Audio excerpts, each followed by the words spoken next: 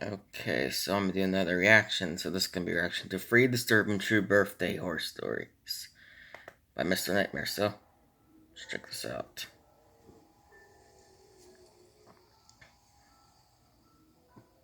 Okay, Troy 1 by Ryan Matthews.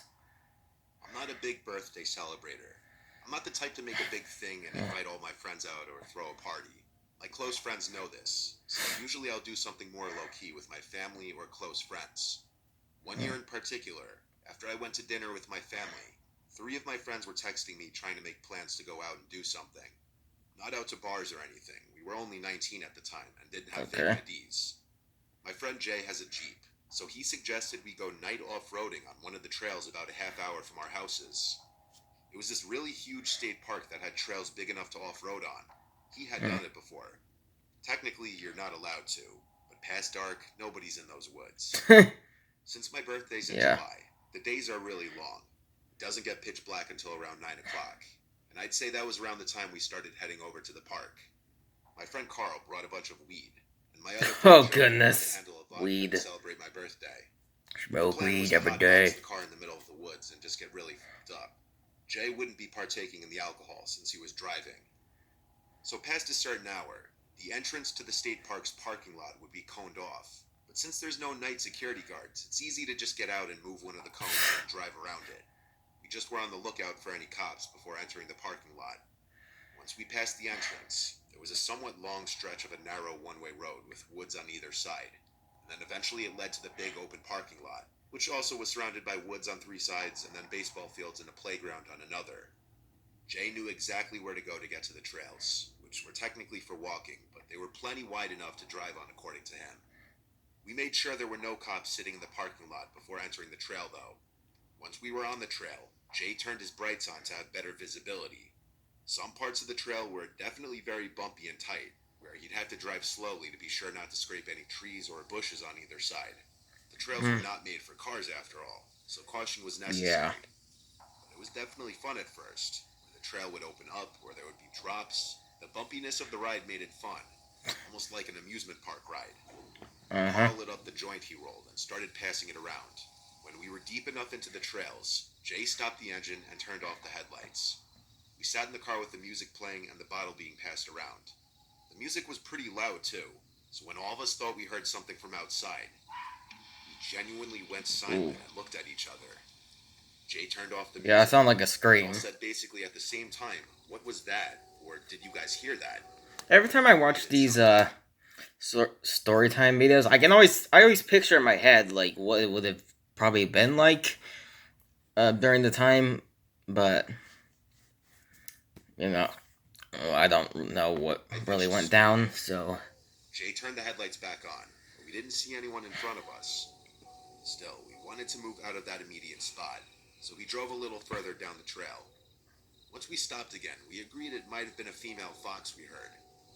Later I on, beg to we differ on hung that out with the claim. music a bit lower. We were just chilling, making Well, it notes, could of have been a course. fox, At one but point, my at the friends all same sang me time, happy no. birthday really loudly as a This joke. is Mr. Nightmare. Eventually, I had to go pee, so I just got out of the car and took a few steps off the trail into the woods. Midstream, I heard what I swore were footsteps nearby.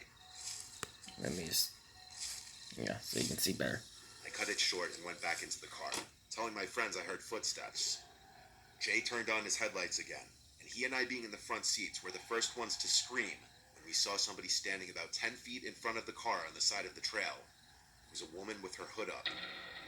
We expected her to Oh do something, goodness. but she just stood there. Jay rolled down his window and asked, "You alright?" The woman then backed slowly into the woods until she was out of sight. It was at this moment that Carl, in the back, somehow while zonked out of his mind, noticed something horrifying. I still remember the moment he said, "Guys, we're surrounded." And all of us Oh. started looking around in the woods. And there had to be at least three other people dressed in sweaters with the hoods up on different sides of the car, all looking at the car though. Mind you, this was not a cold night, it was the middle of July.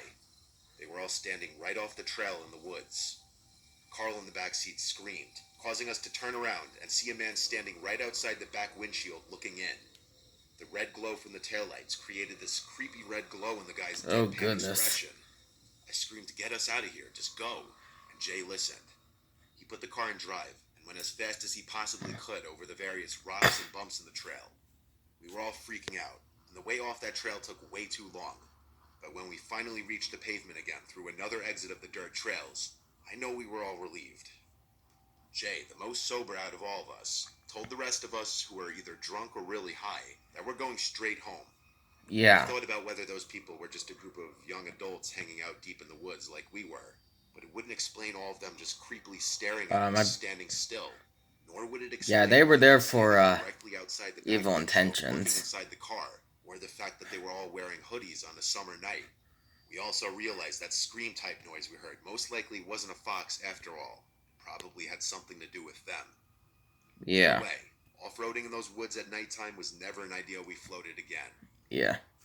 Honestly, when I watch these videos by Mr. Nightmare of like these like good grief. But these like scary stories, now a lot of these seem to take place in the woods and like the countryside and stuff. You know, I always thought both the countryside and the woods were like safer than the city, but after watching Mr. Nightmare, it makes the cities seem like flipping heaven, cause yeah, it just does. Alright, story 2 by Finn M. I'll never forget my little sister's 5th birthday, but not for a positive reason. It was at a tea room type place that did princess parties for kids' birthdays. I didn't want to participate in any of the activities or princess interactions since I was worried about people thinking I was a baby, a typical tough 6th grader. Instead, I was playing on my DS. Yeah, Nintendo DS. When a random woman approached me and asked, "Hey, you're Gloria's kid, right?" Gloria is my mom's name, so I told her, yeah. This lady tells me that she's my Aunt Sarah and that I was probably too little to remember the last time we saw each other. She started talking about how big I had gotten and asked how I was doing in school. I was pretty used to these kinds of interactions with relatives, so I didn't question it at all and gave the usual answers. Sarah then told me that she brought a large dollhouse as a birthday present and needed help carrying it out of her car.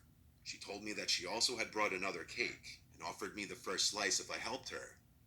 I was almost 12, so I was taught about creeps and the fact that this was an almost textbook kidnapping scenario. Yeah. But, like I said, these kinds of interactions were super common in my family. I also admit that I made the mistake of trusting Sarah more because she was a woman. So I agreed Oh, goodness. and followed Sarah out the back door. The car wasn't parked. It was still running with the man in the driver's seat. Sarah could tell that the man being there made me suspicious, so she quickly told me that was my Uncle Dennis, and started urging me to hurry with the dollhouse before the cake frosting melted. I got a bad gut feeling. Why hadn't she asked Dennis to help her carry the dollhouse in? Yeah, that's a good point. Why couldn't he just helped her out? I stood where I was and refused to move. Sarah's tone became much less friendly as she was now commanding me to come to the car. Sarah tried to tug my jacket sleeve, but I swatted her hand away and yelled at her to stop. She looked furious, and for a second I thought Dennis was about to step out of the car. Thankfully, we all heard my mom and aunt loudly yelling my name. Sarah jumped in the car, and she and Dennis both took off. I ran through the back door and met my mom and aunt halfway inside. I immediately told them what happened. My mom hugged me and told me she was so sorry, and that everything would be okay, while my aunt told the tea room workers. They basically put the tea room into lockdown and had all the kids gather in one room to make sure no one else had gone missing. Okay. Thankfully, no one had. The police eventually came to speak to me about what had happened. I told them as much as I could about Sarah and Dennis. The police officers I spoke to promised me that they would get back to me and my mom if they found out anything new, but we never heard anything back from the police about Sarah or Dennis, or whatever their real names were. As far as we know, they've never been caught. I still have no idea how Sarah knew my mom's name. I just try to be grateful that I'm okay, and avoid thinking about what would have happened to me if I hadn't listened to my gut and had followed Sarah to the trunk of her car. Yeah. And the creepiest part about these stories is that, like, the people, you know, that are, like, the people, like, the people who are, like, have bad intentions in these stories, you know, the the scary people in these stories, they are never caught and stuff. So heck, they're probably still out there doing who knows what to these two other people. So yeah, Story Free by Big McCoy. Sounds like a wrestler name. My uncle is really well off and has a really cool house on the water with a huge backyard and pool. So for my 21st birthday, he let me use the backyard to throw a big party since he was out of town for the month anyway. Since it was my 21st and I wanted to go crazy, I invited all my friends and told them to invite all of their friends, just as long as they bring their own beer. The party started at 8. My uncle had a surround sound speaker system in the yard that was perfect for parties. I just plugged my burner phone in and put on a music mix that was good for parties. I told everyone that I invited to stay out of the house though unless they were going to the bathroom. It was strictly a backyard party. I quickly realized there were more people than I was anticipating. Almost all of my friends who I invited showed up, with extra people accompanying them. And then on top of that, people I didn't even recognize were walking in groups together through the gates. I had to assume everyone here was invited by people who I invited. But when there were easily more than 80 people in the backyard, I started getting anxiety about the cleanup and potential damage I'd find tomorrow. I tried my best to keep an eye on who was going in and out of the house. It was a long night though. Being the birthday guy, I did get distracted often. The party got way more crowded before it started to slow down. And eventually police came and shut down the party because multiple neighbors complained. So I had to tell everyone to leave except for a select group of my friends. There were about 10 of us left outside by the pool, and these numbers dwindled down until it was just myself and my friend Rob. My uncle told me I can't have anyone sleep over, but honestly I didn't think it would hurt if only Rob stayed over. He was blackout drunk anyway, and would easily just pass out on the couch. I walked him inside, then went back outside to lock both gates, then locked the back door.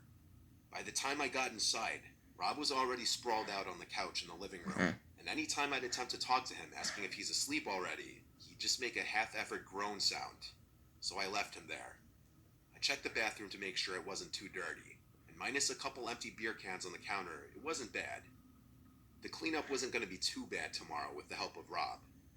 I went upstairs planning to sleep in one of the many bedrooms, wondering why my uncle was so strict with no one staying over when there's literally 4 extra beds. The 2 fancy stairways in the giant foyer led up to an upstairs balcony that overlooks the foyer, then a bunch of bedrooms and 2 bathrooms and another living area. I brushed my teeth with my finger in the upstairs bathroom and went right to sleep. I have done that before at my mom's because my mom does have like toothbrushes, but thing is, I honestly don't know which toothbrush is mine. Honestly, like I literally don't. So I just have to use my finger to do it. So an hour later, feeling really nauseous, I mixed way too many liquors. I had to run to the toilet to puke. After I puked, I walked back out into the upstairs balcony area, and I heard footsteps from down in the foyer. I walked over to the railing of the foyer balcony and looked down. I said, "Rob," and I saw a figure in the darkness below stop moving. I felt like I could see them looking up at me, but with how dark it was in the house, I couldn't see the person's face or any features. I then heard something from the living room downstairs. The sound of snoring. It just dawned on me that the person in the foyer wasn't Rob. I said, "Who is that?" thinking maybe it was just another party guest who maybe passed out somewhere drunk earlier, but they didn't answer. I heard more footsteps from the kitchen area downstairs. My heart started pounding now. I said, "I'm going back to sleep," pretending like I thought they were just party guests, when in reality I was going back to the bedroom to lock the door and call 911 right away. But then I remembered Rob was down there. I had to try to warn him. I called his number and someone picked up. Before saying anything, I said Rob at least 3 times. All I heard was breathing on the other end. It's not Rob. I hung up the phone and dialed 911 now. And while on the phone and whispering to the 911 operator, the doorknob to the door twisted around, and then there was a light knock on the door. I asked the operator in a whisper if I should say I'm on the phone with the police, and he said no, don't announce my presence. Yeah, because they'll run away. Rob. They'll get out there. For a second, as if he didn't know what to tell me. Then he said just wait in the room until police arrive. If they think my friend is asleep, they probably wouldn't harm him.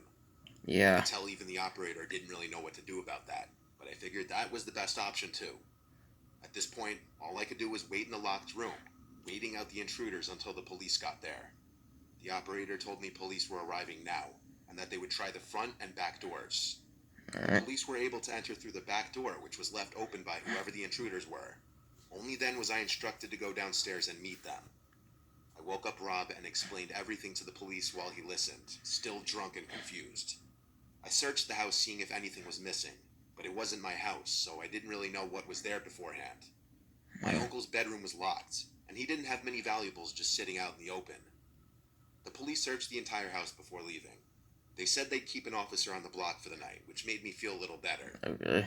I never told my uncle about this until one day he asked where his Cartier watch was. Apparently it was stolen right from the kitchen drawer by one of the intruders. Oh It was dear. then that I had to tell him the truth, and obviously he was anything but happy. He never asked me to reimburse him for the watch, but he also never allowed me to throw any kinds of events at his house again. I can't blame him for that. Yeah. Alright, well, that's it for my reaction to Free Disturbing True Birthday Horror Stories by Mr. Nightmare. So, I hope y'all enjoyed the reaction. Link to the original video will be in the description below if you'd like to check it out, and I'll see you guys next time.